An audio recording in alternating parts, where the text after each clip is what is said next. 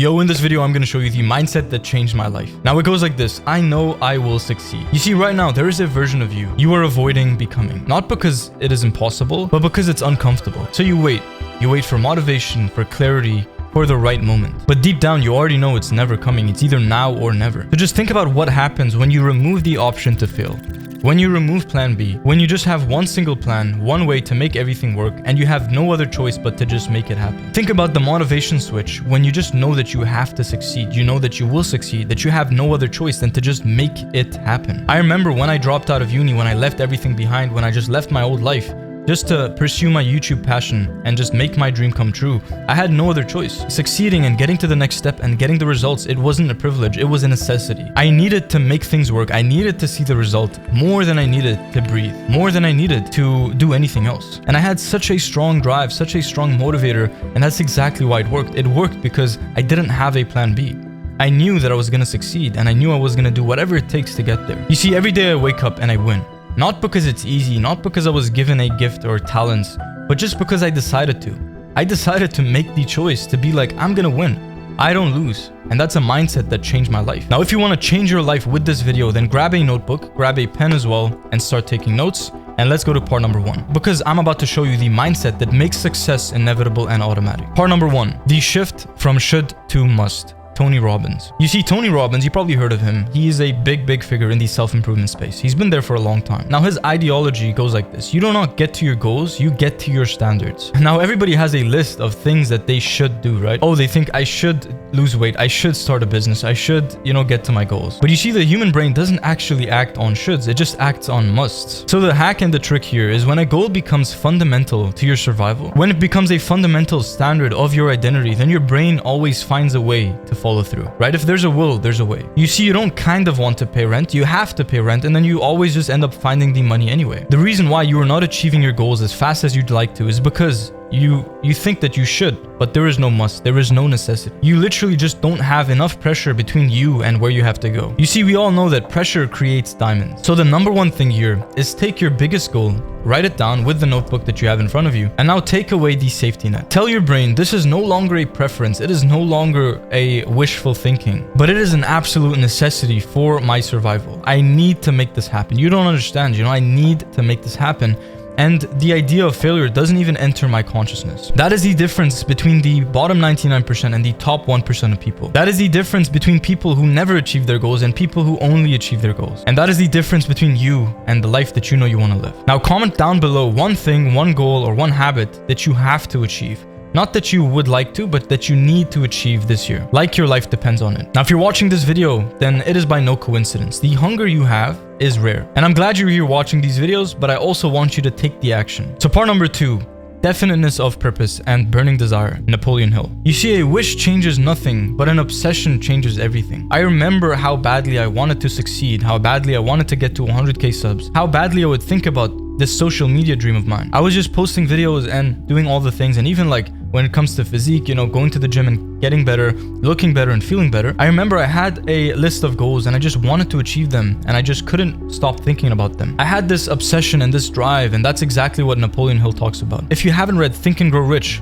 it is going to change your life. Now, Napoleon Hill studied the 500 wealthiest people in history, and he found one common denominator. They didn't just want money or success. They had a burning desire backed by a definiteness of purpose. So let me tell you about the 3 rules of purpose. Number 1 is exactness. You see, I want to be rich is just a wish. It's just wishful thinking. But if you tell yourself, I will make $100,000 by December through selling my digital product, now it has become a purpose. It has become a tangible outcome, a trackable metric that will give your brain the satisfaction of knowing that you are progressing. If you give yourself a vague goal like, I want to be rich, I want to make more money, I want to do this, it's not specific enough. Your brain doesn't understand. In order to make your brain really feel and understand the power and the emotion behind your goal and the place that you want to go, you're gonna need to specify as much as possible. Specify what you want to achieve, which means a number, an outcome, and then specify how long it should take to get there, like a deadline, and then also specify how you are going to get there. So you need to identify in your definiteness of purpose statement, you need to write down how, why, and when. All of the 5 hows or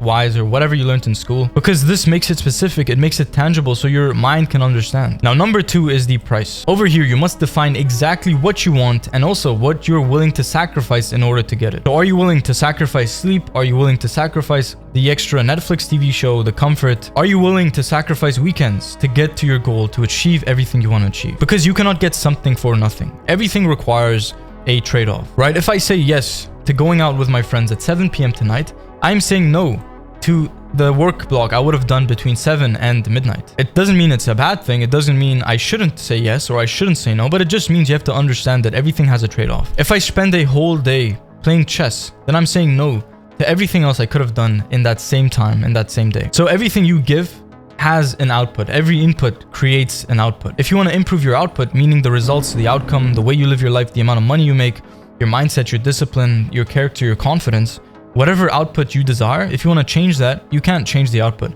but you can change the input. It's like an equation. Whatever you put in is what comes out correspondingly. So if you want a different result, you need to put different things in the equation. You need to change your inputs. So you cannot get something for nothing. Identify where you want to go, what you want to achieve, and what you are willing to sacrifice or to give up in order to get there. Now, the third rule of purpose is the obsession. This dream that you have, this place you want to go, the goals that you want to have, they should consume your waking thoughts. If you are easily distracted, if you find yourself demotivated and not motivated enough to do the steps of action that you have to take, then you just simply don't want it bad enough. If you wanted it bad enough, you'd be on the way there or already there. You wouldn't really be thinking about, why am I not motivated? When do I get the work done? Like, I'm thinking about this and this.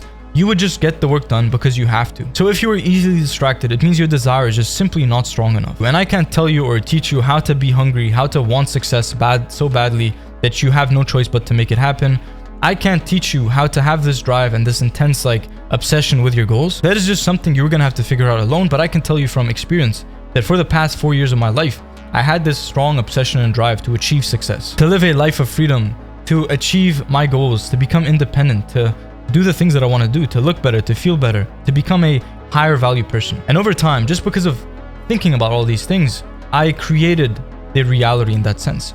Of course, there's a lot of luck involved. Of course, there's opportunities, but on a general scale, what you think about dictates your life. Your life is always headed in the direction of your strongest thought. What you think creates how you feel becomes an emotion, that emotion becomes a vibration, and that vibration attracts things to you or repels things from you. Only think about what you want.